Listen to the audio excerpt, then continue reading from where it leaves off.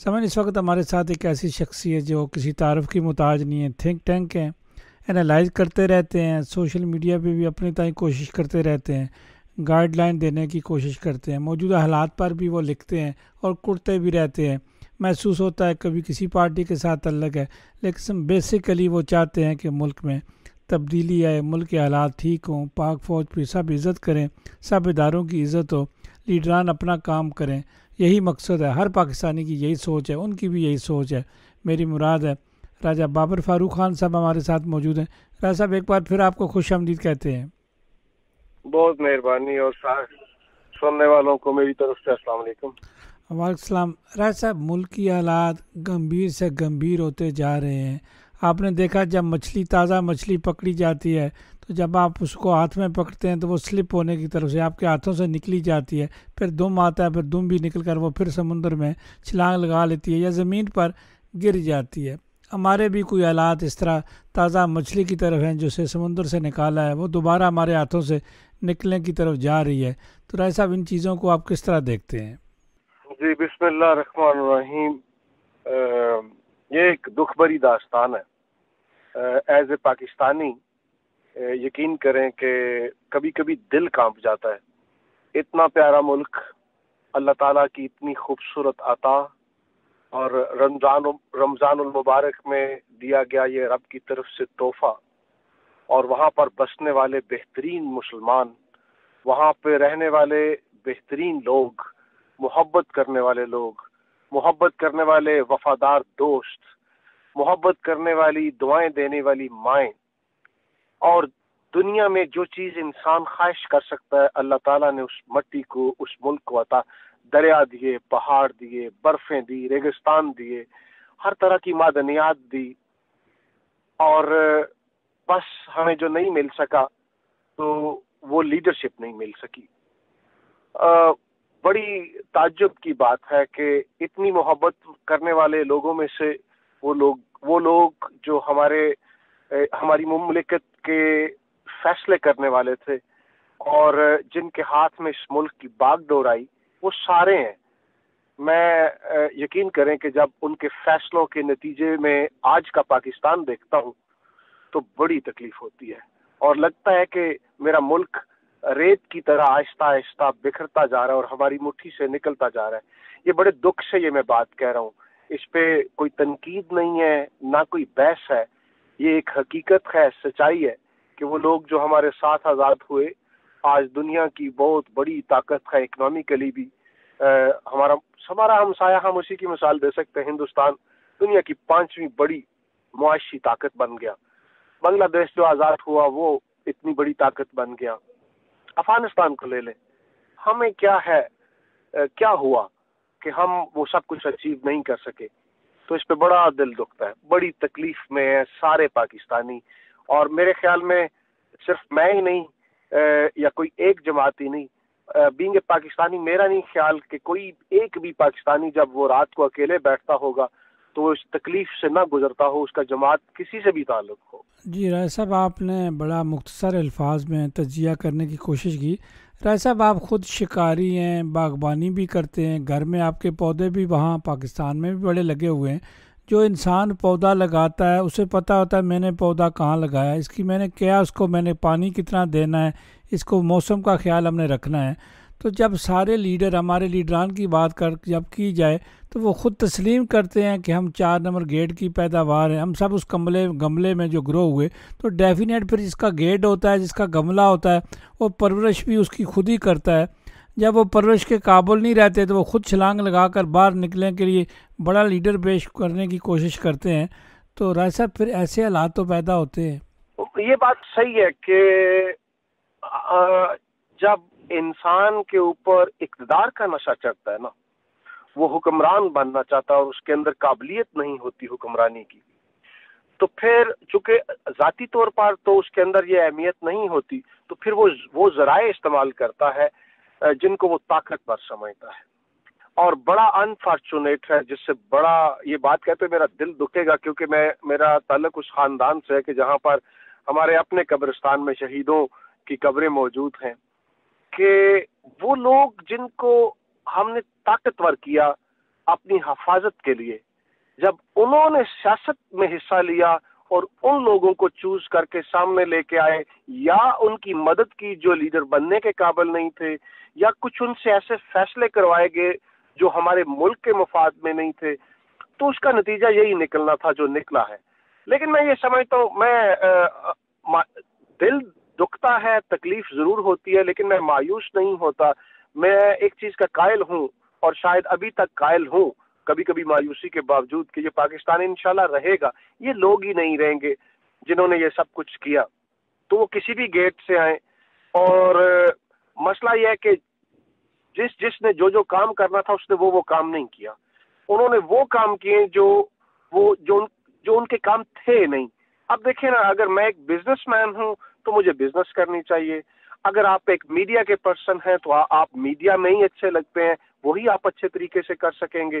تو جو کام جس کا کام اسی کو ساجے، تو وہ جب یہ سارا ہوا سلسلہ تو اس کے نتیجے میں یہی ہونا تھا۔ اب یہ ہے کہ ہم نے جن لوگوں کو آزمایا ہے، جن اداروں کو آزمایا ہے، جن اداروں نے اپنے فیصلوں کو آزمایا ہے اور جو حکمرانی کر چکے ہیں، ان سب کو ہم دیکھ چکے ہیں۔ ایک بات پازیٹیو یہ ہے کہ اب پاکستانی قوم کے سامنے ساری چیزیں موجود ہیں کہ یہ کیسے فیصلے کرتے ہیں اور ان کے اپنے اپنے مفادات کہاں کہاں پر ہوتے ہیں۔ وہ ملٹری اسٹیبلشمنٹ ہو، وہ ہمارے حکمران ہوں، اور ان کے فیصلوں کے جو اثرات ہیں وہ ہمارے سامنے ہیں۔ تو اب ہمیں ایز اے پاکستانی سب کو، سارے جماعتوں کو چھوڑ دیں، سائڈ پہ رکھ دیں، پاکستانی بنے، اپنی مٹی سے پیار کریں۔ اور اب ہمیں ان کا یوم حساب قائم ہونا چاہیے، اور یوم حساب عوام جب لیتی ہے تو وہ الیکشن میں لیتی ہے، کہ الیکشن میں جب یہ لوگ آتے ہیں تو پھر ان سے پوچھا جاتا ہے کہ اچھا تم نے اس ملک کے لیے کیا کیا۔ آج تک تو ہم جس چیز میں الجھے ہوئے تھے کہ ہمارے گاؤں کی اگر کسی نے نالی پکی کروا دی ہے، گلی پکی کروا دیا، یا ہمارے گاؤں کی سڑک پکی کروا دی ہے، تو ہم اس کو ایک بڑا لیڈر تصور کرنے لگتے تھے۔ پھر ان لیڈروں کو یہ بھی پتا چل گیا تھا کہ ہم ایک جذباتی قوم ہیں، اور یہ ہمارے سامنے جذباتی باتیں کرتے تھے کہ جن کی منزلیں دور ہوتی ہیں وہ مسافر شب کو اٹھتا ہے۔ اس طرح کی کہانیاں اب نہیں چلیں گی، اب پڑھے لکھے لوگ ہیں۔ ایک وقت تھا کہ پاکستان میں اتنے زیادہ پڑھے لکھے لوگ نہیں تھے، آج ہماری میجورٹی جو ہے وہ تقریباً 60% کے قریب جو ہے وہ ینگ لوگ ہیں، لیس دین 30 ان کی ایج ہے۔ تو یہ لوگ زیادہ اویئر ہوتے ہیں، تعلیم جو ہے وہ زیادہ ہے، شعور زیادہ ہے۔ تو یہ فیصلہ اور ان کے اوپر جو سوال بنتے ہیں اور ان کا جو یوم حساب ہے وہ الیکشن میں پاکستانی قوم کو فیصلہ کرنا ہوگا کہ ہم ان لوگوں کو سلیکٹ کریں، پہلے تو جن میں ایک قائد ہونے کی صلاحیت ہے، دوسرا جو فیصلے اس ملک کے مفاد میں کریں اور اپنی اولادوں کے مفاد میں نہ کریں یا بیرونی طاقتوں کے مفاد میں نہ کریں، ان کو سلیکٹ کریں۔ ہم یکجا ہو گئے، جب ہم ایک قوم بن گئے تو یقین کیجئے کہ برے سے برے جب قائد اعظم نے ملک لیا تھا، آج تو پھر میرا خیال ہے کوئی $1.5 بلین رہ گیا ہے ہمارے خزانے میں، تو اس وقت تو یہ بھی نہیں تھا۔ تو اس مرد مجاہد نے چلا لیا تھا اس ملک کو، آج ہم چلا لیں گے۔ ہمیں بس اعتماد ہونا چاہیے، جو گورنمنٹ آئی ہے، جو گورنمنٹ بنے گی یا جو بننا چاہیے، اس کی ہم سب نے مل کے بینگے پاکستانی مدد کیسے کرنی ہے، تو حالات ہمارے انشاءاللہ بہتر ہو سکتے ہیں۔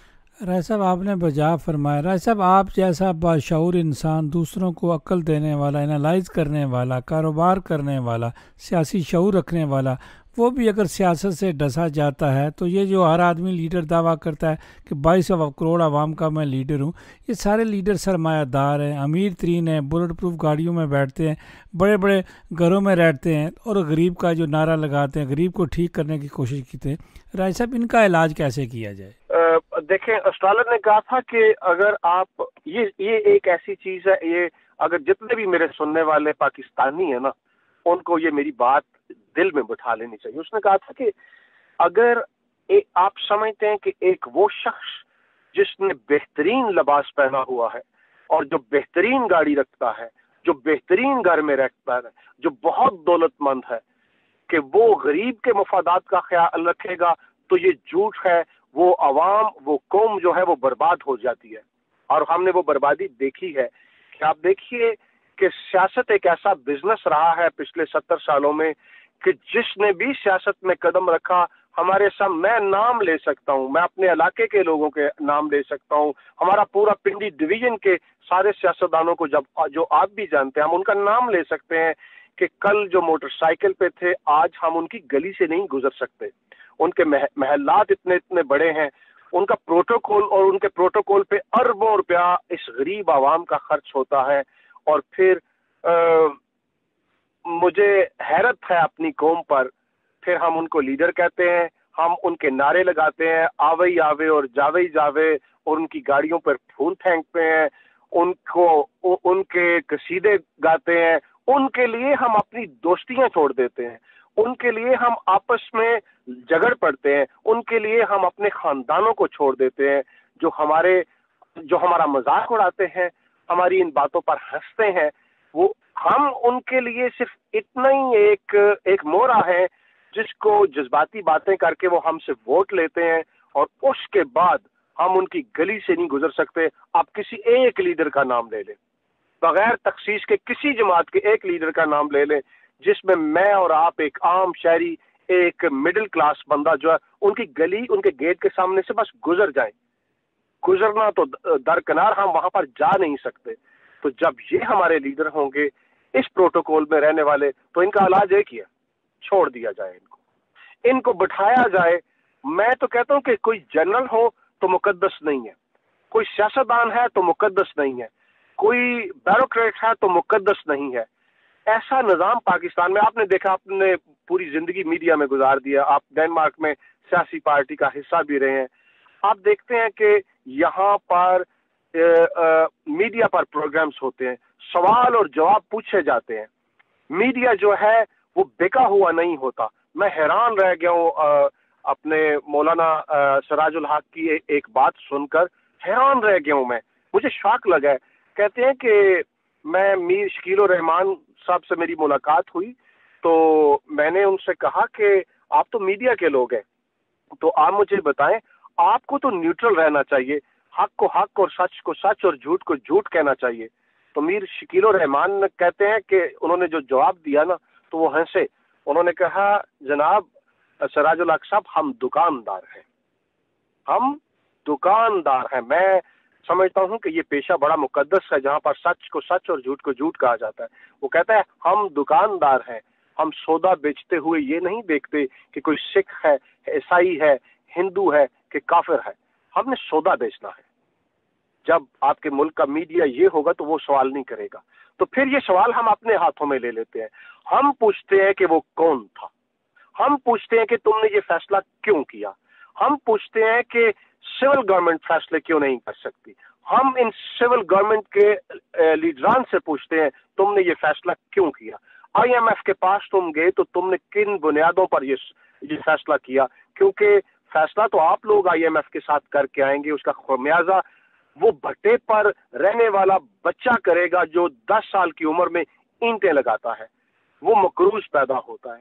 ہم پتہ نہیں ایز اے عوام کیوں اور کب تک خاموش رہیں گے، ہم یہ سوال کب کرنا شروع کریں گے، ہمیں غصہ کیوں نہیں آ رہا؟ رائے صاحب بات آپ کی بجائے ہے کہ غصہ کیوں نہیں آ رہا، آپ نے ذکر کیا جو ایک ڈھیر سے کھانے کی چیزیں چن کر کھاتا ہے، فروٹ پر گلا سڑا فروٹ جو پھینکا جاتا ہے بڑے گھروں سے، اس فروٹ کو اٹھا کر جو کھایا جاتا ہے، جو چیزیں پڑی ہوتی ہیں وہ چن کر وہ بیچی جاتی ہیں، تو ہم کہتے ہیں کہ ہم غریب کا خیال رکھیں گے۔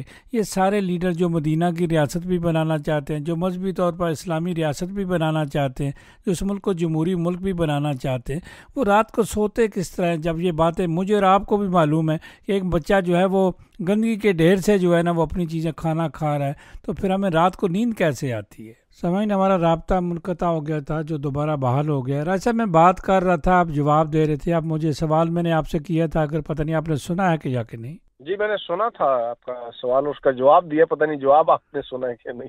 چلیں رائے صاحب دوبارہ اس کو آگے کر لیتے ہیں۔ رائے صاحب ہم آتے ہیں اسکینڈینیویا کی طرف، یورپ کی طرف آتے ہیں، اپنے ملک ڈنمارک کی طرف آتے ہیں۔ رائے صاحب میں سوشل ڈیموکریٹ کا ممبر، بہت پرانا ممبر ہوں، پاکستانیوں میں سب سے پرانا ممبر ہوں، میں نے ڈینش سیاست کیا، پاکستانی کسی سیاسی جماعت کا میں نہ ممبر ہوں نہ کبھی میں ممبر رہا ہوں۔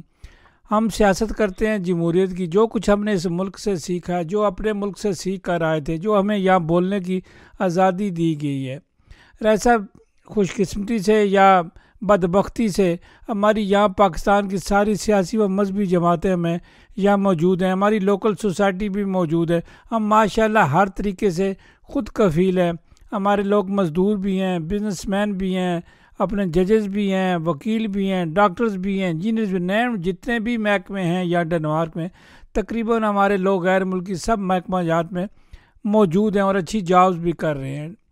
ایسا اب سوال یہ پیدا ہوتا ہے کہ اس ملک میں رہنے والے لوگ اگر ڈاکٹر عبداللہ ریاض جیسے لوگوں کے نیچے وہ الیکشن لڑتے ہیں، او آئی سی کی جو تنظیم بنی ہوئی ہے جمہوری طریقے سے، جو کہ عمران خان صاحب نے ان کو نامینیٹ کیا ہے، تو یہاں لاکھوں کے اخراجات کیے جاتے ہیں، غلط طریقے سے کیے جاتے ہیں، ممبرز غلط طریقے سے بنائے جاتے ہیں۔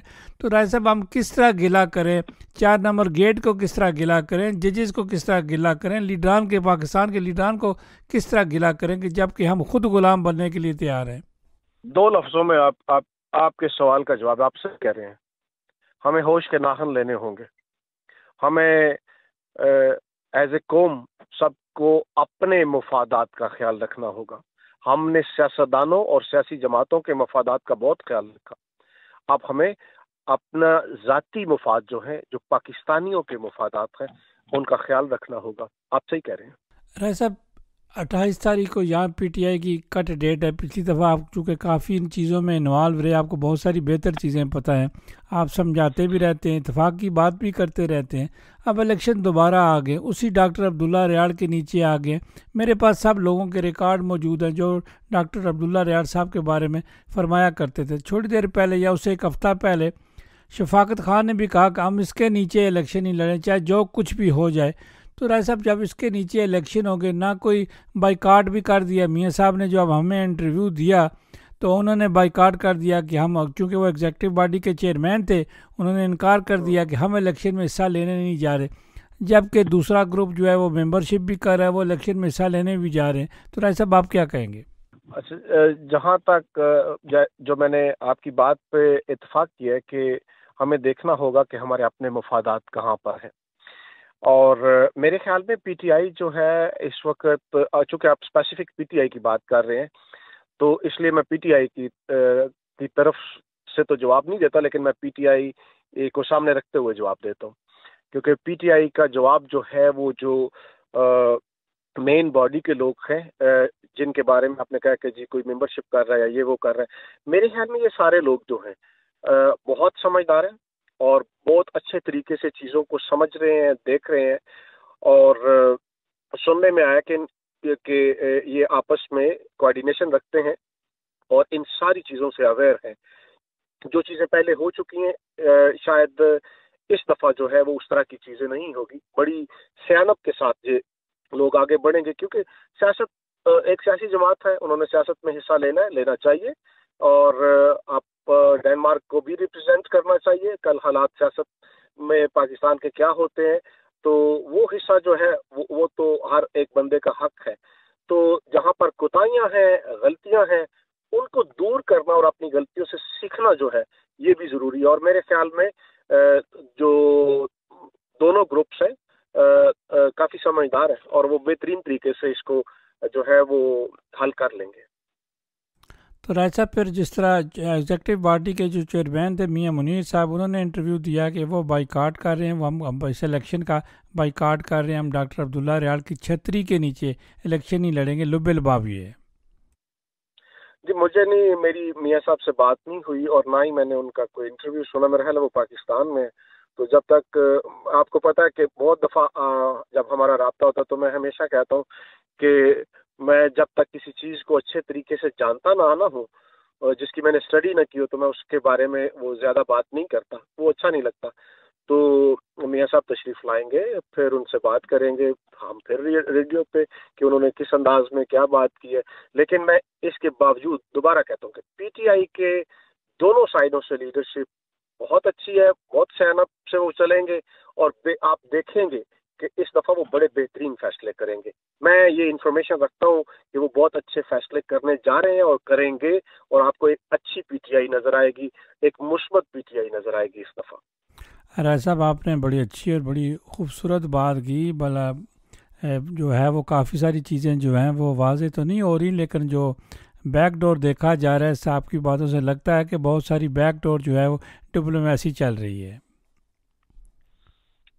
मैंने कोई बैकडोर डिप्लोमेसी की बात नहीं की। मैंने बात की है कि हमारे जो ये यंगस्टर हैं दोनों साइडों पर, जो पीटीआई को लीड कर रहे हैं, मैंने उनकी बात की है कि टैलेंट है उनमें, और एक दफ़ा उनसे गलती हुई, और कुछ गलतियां हुई पिछले इलेक्शन में, तो वो उनको बड़े अच्छे तरीके से हैंडल कर लेंगे। और ये बात सही है कि मेरी इंफॉर्मेशन जो है, क्योंकि मेरे वो छोटे भाइयों की तरह है दोनों साइडों पे, और मेरे साथ उनकी बात होती रहती है, तो अब जो है वो बहुत अच्छे तरीके से सोच समझ कर आगे बढ़ रहे हैं, और आपको एक बहुत ज़बरदस्त पीटीआई नज़र आएगी। आप थोड़ा सा इंतज़ार कर बड़ी अच्छी बात की राय साहब, आपका हम इंतज़ार करेंगे आपकी बात को, हम उसको लें बिल्कुल जो इंशाल्लाह। है वो अच्छी बात की आपने, बड़ी बात की, समझदारी वाली बात की। तो राय साहब, आखिर में इस कम्युनिटी को क्या पैगाम देंगे? इस कम्युनिटी को मेरी ये आज की सारी बातें, इनफैक्ट जो था, ये एक नोहा था, एक दर्द था, जो पाकिस्तान की 70 साल तारीख पे था। ये पैगाम ही था कि मत लड़ें आपस में, आप एक दूसरे की रिस्पेक्ट को लूज मत करें इन सियासतदानों के लिए। ये बात सच्ची है कि हम इंसान फितरी तौर पर इस तरह होते हैं कि मैं जिस चीज को सही समझता हूँ, फिर मैं उस पर खड़ा हो जाता हूँ, और फिर मैं कहता हूँ कि नहीं, 100% यही चीज सही है। लेकिन इंसान को अल्लाह ताला ने जो पैदा किया, और अल्लाह ताला ने जो इस कायनात को तख्लीक किया, हर चीज एक इर्तिका से गुजरती है।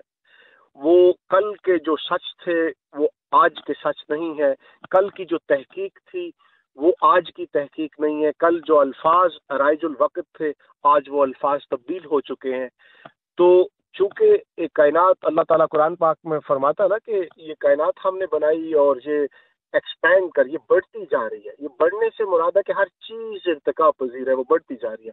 तो अच्छा इंसान वो होता है, साहिब शौर इंसान वो होता है कि जब उसके सामने सच्चाई आ जाती है ना, तो फिर उस सच्चाई को वो तस्लीम करता है, वो मोहब्बतों का शिकार नहीं होता।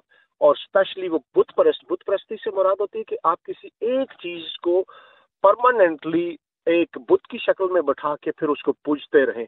तो यही लड़ाई थी नबी मोहतरम सल्लल्लाहु अलैहि वसल्लम की भी, कि जब वो आए तो कहा कि खुदा एक है।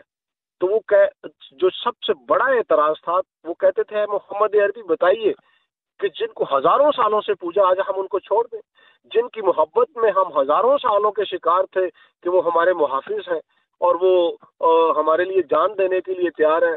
तो आज जब सच्चाई हमारे सामने खुली है, तो हमें उस सच्चाई को भी कबूल करना होगा। जब आज ये सच्चाई खुली है कि ये सियासतदान हमारे मुल्क के लिए अच्छे फैसले नहीं करते रहे, ये आईएमएफ के पास जाके कर्ज लेते रहे हैं, और पता नहीं कौन कौन सी शराइत मानते रहे हैं, और आज मुल्क को तबाह करके रख दिया इनके फैसलों ने। अवाम के फैसलों ने, अवाम बड़ी मोहब्बत करने वाली है। अवाम दिलो जान से जब इन्होंने पुकारा, अवाम खड़े हो गए।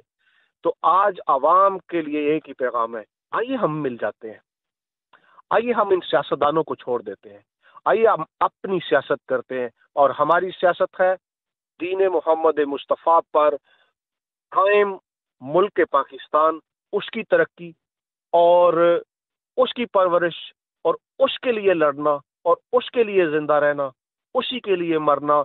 ना फौज मोतबिर है, ना ये सियासतदान मोतबिर है, मैं तो कहता हूँ ना ये आइन पाकिस्तान मोतबिर है। अगर आइन अपने शहरियों का तहफ़्फ़ुज़ नहीं कर सकता, तो ऐसे आइन को भी छोड़ दें। हमारे पास जो सबसे खूबसूरत आइन है वो कुरान पाक की सूरत में, वो सीरत मुस्तफ़ा की सूरत में मौजूद है। आइए हम उसको, उस रस्सी को पकड़े ना। जब हम उस रस्सी को पकड़ेंगे तो हम बिखरेंगे नहीं। तो होश के नाहन लें, छोड़ें इन मोहब्बतों को। आइए सिर्फ और सिर्फ पाकिस्तान के लिए सोचें। अगर किसी भी सियासी पार्टी ने कोई अच्छा फैसला अपने वक्त में किया तो अप्रिशिएट करें, अगर उसने गलत किया है तो उससे पीछे हट जाएं। कहें जी ठीक है, मेरा तल्लक होगा, लेकिन अब नहीं, क्योंकि ये फैसला आपने गलत किया है। ये जो काम, जैसे अब मैं आपको एक छोटी सी मिसाल देता हूँ कि इंडिया हमारे साथ है, पहले भी मिसाल दी, दुनिया की 5वीं इतनी बड़ी ताकत और 25 मिनिस्टर्स, ہمارے پاس کھانے کو پیسے نہیں، ہمارے بچے بلک رہے ہیں. یقین کریں گاؤں سے مجھے فون آتا ہے، پہلے لوگ کہتے تھے جی کوئی 2-4 ہزار روپیہ دے دے، آج اب مجھے فون آتا تو کہتے ہیں ایک آٹے کی گتھی لے دو، ایک آٹے کی گتھی کے لیے. تو جب ہمارے ملک کے یہ حالات ہیں اور وہاں پر روزانہ کی بنیاد پر 3-3 4-4 منسٹر بن رہے ہوں، اور پھر کہا جائے کہ نہیں جب بھی ہم منسٹر بناتے ہیں تو ہمارا دل خون کے آنسور ہوتا ہے، یہ ڈرامے، یہ باتیں ان کو چھوڑ دیا جائے. ہمیں سوچنا ہوگا کہ پاکستان کی ترقی چاہیے، اور جو غلط فیصلے کر رہے ہیں ان پر تنقید کی جائے اور ان کا ساتھ نہ دیا جائے. ہم نے انہی سارے لوگوں میں سے، پہلے تو یہ ہے کہ بڑا انفارچونیٹ ہے کہ انہی لوگوں سے ہمیں اپنے حکمران تلاش کرنے پڑتے ہیں، لیکن چلے فی الحال انہی میں سے. اور آئندہ پاکستانی عوام سوچے کہ جو بھی نیا بندہ کھڑا ہو جس میں قابلیت ہو، چھوڑ دیا جائے کہ کس برادری، کس ملک، کس جگہ، کس شہر سے اس کا تعلق ہے، تعلیم یافتہ ہے، ڈیلیور کر سکتا ہے، تو پھر ہم اس کے ساتھ کھڑے ہوں اور آہستہ آہستہ کر کے اپنے ملک کے حالات بدلے.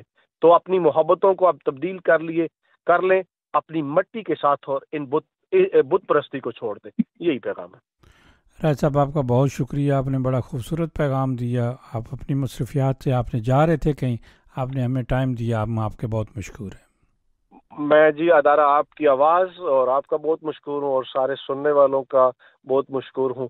میری کوشش ہوتی ہے کہ اگر کوئی اچھی بات شاید کہ تیرے دل میں اتر جائے میری بات، کہ ہم پاکستانی بن سکیں. لیکن پھر بھی انشاءاللہ امید کا دامن تو ہم نہیں چھوڑتے. اللہ تعالیٰ نے کہا کہ سب سے بڑا گناہ یہ ہے کہ امید چھوڑ دی جائے. ہم امید کو نہیں چھوڑتے. تو اسی کے ساتھ میں اجازت چاہتا ہوں سب کو. السلام علیکم. اور پاکستان، اور صرف پاکستان زندہ باد. سامعین، یہ تھے راجہ بابر فاروق خان، آپ ان کی بات سن رہے تھے. سامعین، ان کی باتوں پر آپ غور کریں. سامعین کو جواب دینا چاہے، کوئی بات کرنا چاہے تو اس کے لیے ادھر آپ کی آواز کا ٹائم حاضر ہے. سامعین، ہمارا کسی کے ساتھ متفق ہونا ضروری نہیں ہے. ہمیں جہاں سے انفارمیشن ملے گی ہم اپنے پیارے سامعین کے ساتھ شیئر کرتے ہیں. آگے فیصلہ آپ لوگوں نے خود کرنا ہے.